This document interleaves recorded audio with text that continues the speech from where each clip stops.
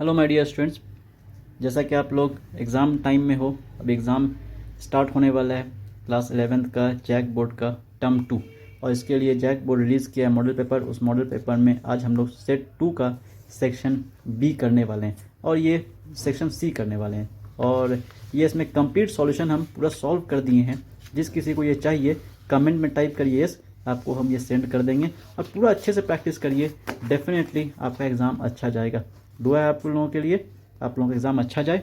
लेकिन जितना भी सॉल्व किए हैं इससे पहले वाला वीडियो भी आप देख सकते हैं, लिंक डिस्क्रिप्शन में दिया हुआ है। सभी को उठा के आप अच्छे से प्रैक्टिस करिए, प्रैक्टिस करके जाइए, एकदम बेफिक्र होकर के एग्ज़ाम दीजिए। एग्ज़ाम डेफिनेटली आप लोग का अच्छा जाएगा। अभी तक आप चैनल को सब्सक्राइब नहीं किए तो सब्सक्राइब करके जुड़ जाइए, इस तरह का वीडियो आपको मिलता रहेगा।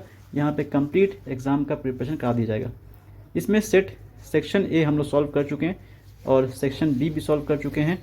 तो सेक्शन सी से आते हैं। सेक्शन सी क्वेश्चन नंबर 15 से यहाँ, और इस सेक्शन सी में देखिए पहला क्वेश्चन जो है बहुत सिंपल है। पहला क्वेश्चन क्या कह रहा है, CH2 रिएक्ट कर रहा है किससे, H2 से। अगर CH2 रिएक्ट करता है H2 से प्लैटिनम, पैलेडियम या निकल के प्रेजेंस में, तो इस रिएक्शन में होता क्या है आपको हम एक्सप्लेन करके समझा देते हैं और बड़े आसानी से आप इस चीज़ को याद कर लीजिए। जब भी एल्कीन्स में डबल बॉन्ड वाले कंपाउंड में हाइड्रोजन का रिएक्शन होगा प्लैटिनम, पैलेडियम या निकल के प्रेजेंस में, रिएक्शन का नाम होता है हाइड्रोजिनेशन। और हाइड्रोजिनेशन में डबल बॉन्ड वाले में दोनों के पास एक एक हाइड्रोजन को जोड़ दीजिए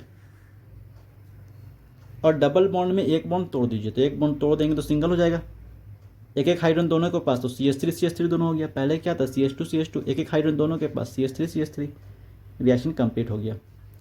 नेक्स्ट है CH3Br रिएक्ट कर रहा है 2Na से और दो CH3Br है, एक CH3Br एक CH3Br, दो CH3Br है। इससे आप इन दोनों को बाहर कर दीजिए। अगर मान लीजिए हम बोलें Cl और Na क्या बनाएगा, NaCl, तो Br और Na बनाएगा NaBr, और 2Na 2Br बनाएगा 2NaBr, तो 2NaBr बाहर कर दिए। और ये CH3 जुड़ जाएगा और जुड़ के इस तरह का चीज़ बनाएगा वापस से CH3। इसको क्या कहेंगे, ये इथीन था, ये इथेन है। तो इथीन से अगर इथेन बनाना है हाइड्रोजन से रिएक्शन करवा दिए, इसका नाम है ब्रोमोमीथेन। तो ब्रोमोमीथेन से बनाना है इथेन तो भी रिएक्शन इस तरीके से करवा देंगे, इथेन बन जाएगा। CH3 जुड़ गया, इथेन बन गया। खास बात ये रिएक्शन सोडियम मेटल से करवाते हैं, किसके प्रेजेंस में, ड्राई ईथर के प्रेजेंस में। इस रिएक्शन को बताने वाला वुड्स है, इसीलिए अपने नाम पर उसका रिएक्शन है, इसको कहा जाता है वुड्स रिएक्शन। तो क्वेश्चन में एग्जाम में क्वेश्चन ऐसे भी आता है, right short notes on Wurtz reaction. तो ये वुड्स रिएक्शन यही है, एक दो लाइन इसमें लिख देंगे, आंसर कंप्लीट हो जाएगा। तो कंप्लीट करने वाला रिएक्शन था, कंप्लीट करिए, तो कंप्लीट कर दिए। ये इससे रिएक्ट करेगा तो क्या बनेगा, ये आपको लिखा हुआ नहीं था, इसको हम कंप्लीट किए। उस तरीके से क्वेश्चन है कि ये इससे रिएक्ट करेगा तो क्या बनेगा। तो देखिए इसमें दो चीज़ है, HCl, HCl यहाँ H था, H2 कहने का मतलब H और H दोनों सेम एटम है, HCl कहने का मतलब दोनों डिफरेंट एटम है। तो डिफरेंट एटम में भी दोनों एटम को जा करके डबल बॉन्ड वाले कार्बन के पास जोड़ देना है। लेकिन कैसे जोड़ेंगे, कौन किसके पास जुड़ेगा, H किसके पास जुड़ेगा, इसके पास, किसके पास, कि Cl किसके पास जुड़ेगा, इसके पास, किसके पास। उसके लिए रूल है, रूल क्या है, इन दोनों में सबसे पहले पहचानी दोनों के ऊपर चार्ज किया है। H पे है देखिए +1 और Cl पे है -, तो एक पॉजिटिव है और एक नेगेटिव है। तो नेगेटिव वाला डबल बॉन्ड के उस कार्बन के पास जुड़ेगा जिसके पास हाइड्रोजन कम है, और पॉजिटिव वाला उसके पास जुड़ेगा जिसके पास हाइड्रोजन ज़्यादा है। इस रूल को क्या कहते हैं, मार्कोनिकोव रूल। तो H जाके इसके पास जुड़ा तो CH2 से क्या बन जाएगा, CH3, डबल बॉन्ड टूट के सिंगल हो गया, CH हो गया, सिंगल बॉन्ड CH। और CH के पास क्या आता, Cl, तो Cl जोड़ दिए, और CH3 जैसे था वैसे लिख दिए। इस तरीके से इस कंपाउंड का नाम होगा 2-क्लोरोप्रोपेन। इसका नाम है प्रोपीन, इसका नाम है 2-क्लोरोप्रोपेन। रिएक्शन कंप्लीट हो गया। नेक्स्ट रिएक्शन है कि CH3CH2Cl रिएक्ट कर रहा है KOH से, लेकिन अल्कोहलिक ALC लिखा हुआ है, ALC कहने का मतलब अल्कोहलिक KOH के प्रेजेंस में अगर रिएक्शन होगा तो Cl और इसका H दोनों बाहर हो जाएगा, एक Cl एक H दोनों को बाहर कर दीजिए तो क्या बचेगा, CH2। लेकिन जब दो चीज़ बाहर होगा तो इनके बीच एक बॉन्ड बढ़ जाएगा। CH2 के बीच कितना बॉन्ड होता है, दो बॉन्ड लगा दिए। इस तरीके से रिएक्शन कंप्लीट कर सकते हैं।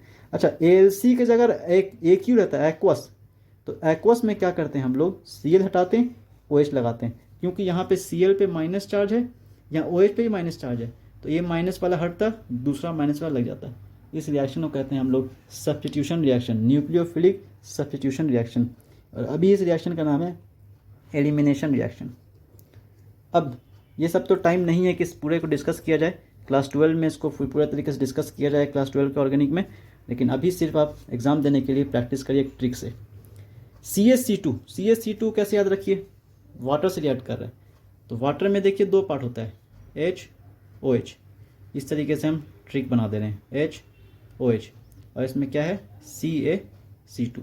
तो आप इसको बाहर निकाल लीजिए, तो क्या बाहर हो जाएगा, C2H कितना 2, C2H2, ये बाहर हो गया, और Ca के साथ 2H, COH2। इस तरीके से रिएक्शन हम लोगों का कंप्लीट हो गया। तो ये क्वेश्चन नंबर 15 था। इसके बाद आगे आते हैं नेक्स्ट क्वेश्चन में। 15 के बाद आता है क्वेश्चन नंबर 16। 16 में तो बहुत मेहनत करना पड़ेगा, क्योंकि ये अच्छा खासा बैलेंस करने वाला रिएक्शन है, इसको हम लोग को समझना पड़ेगा। इसको भी हम आपको एक्सप्लेन करते हैं, इसको कैसे बनेगा। इसको बनाना है आयन इलेक्ट्रॉन मेथड से।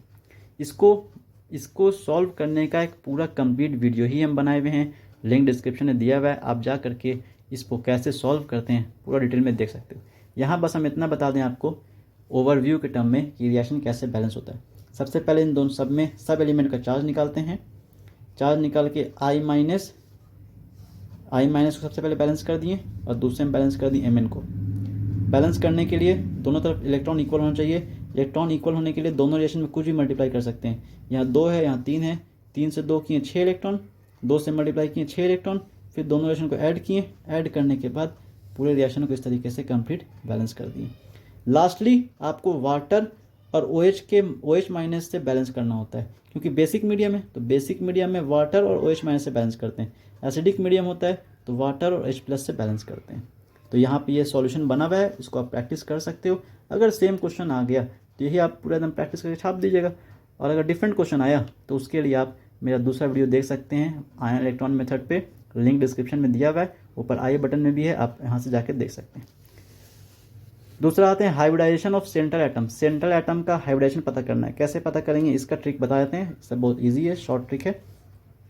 BF3 का पता करना था, तो BF3 का स्ट्रक्चर है बोरोन से 3 फ्लोरीन, एक का बॉन्ड पेयर 3, 1 2 3।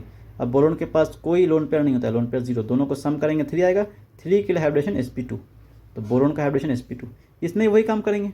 PCl5 मतलब फास्फोरस से 5 क्लोरीन है, 5 क्लोरीन बना दिए सिंगल बॉन्ड से, सिंगल ही बनाता है, हर सिंगल बॉन्ड सिग्मा बॉन्ड है, तो बॉन्ड पेयर 5। फास्फोरस के पास एक इलेक्ट्रॉन भी नहीं बचा, मतलब लोन पेयर 0, दोनों को सम कर दिए 5 आ गया। 5 के लिए हाइब्रिडेशन आता है sp3d, निकल गया।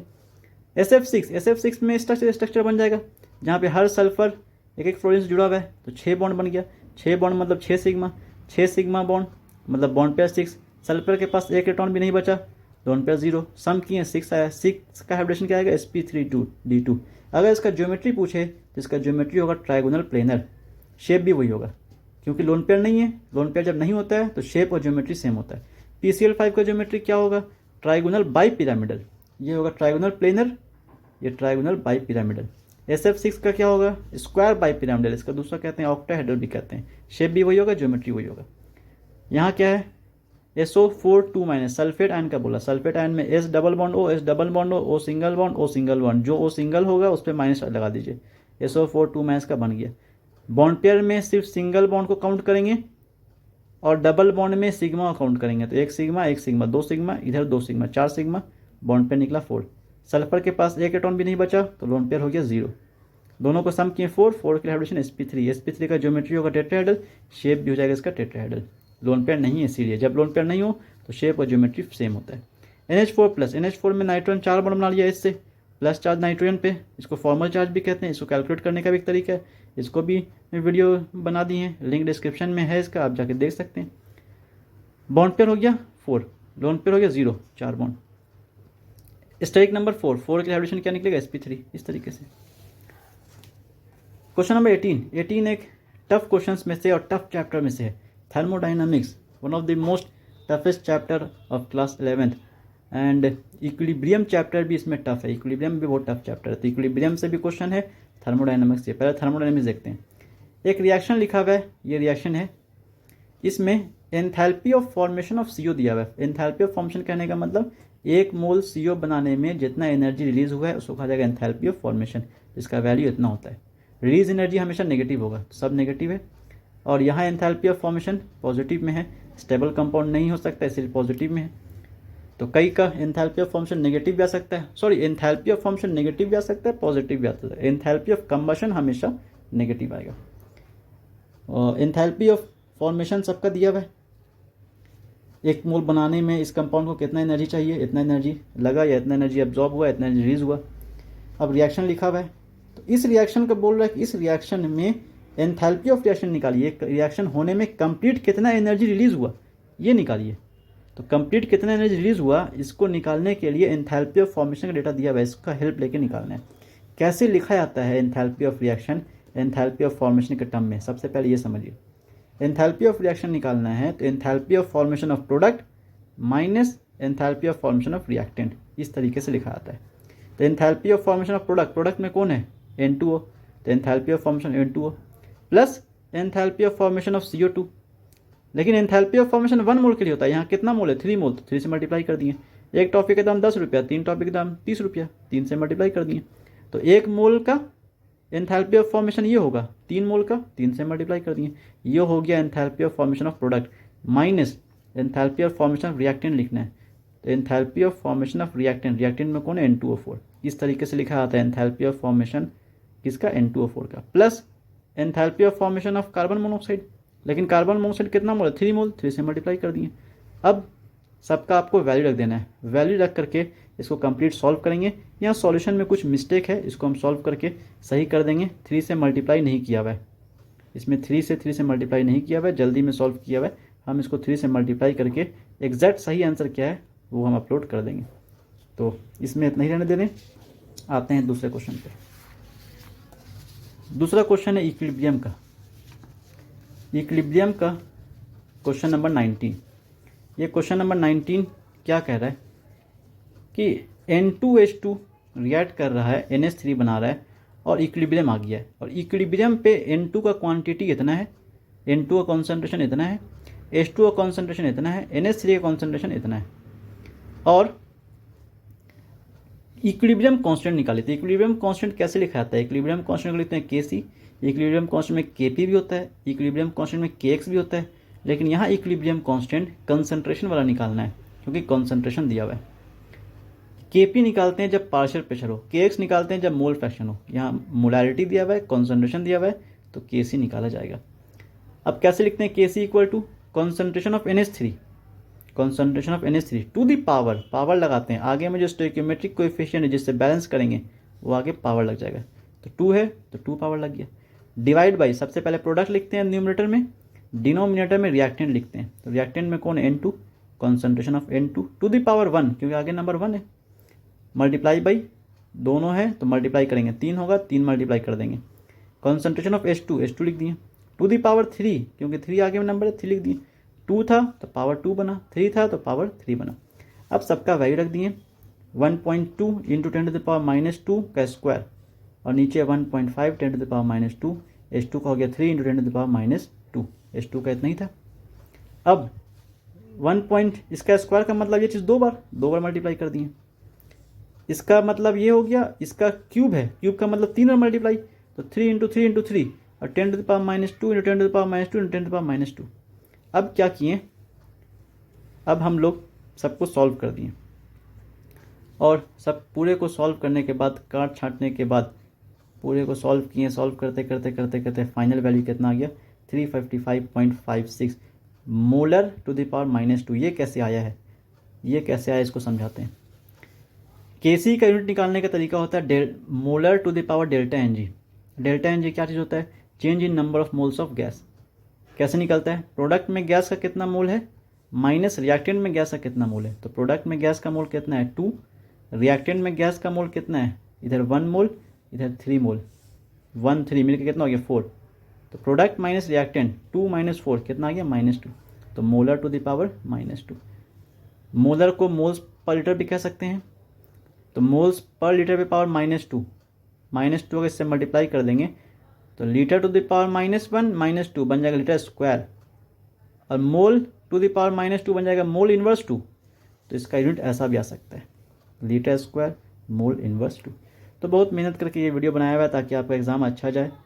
आई होप आप इसको प्रैक्टिस करिएगा, और जिस किसी को चाहिए कमेंट में टाइप करिए, आपको हम दे देंगे।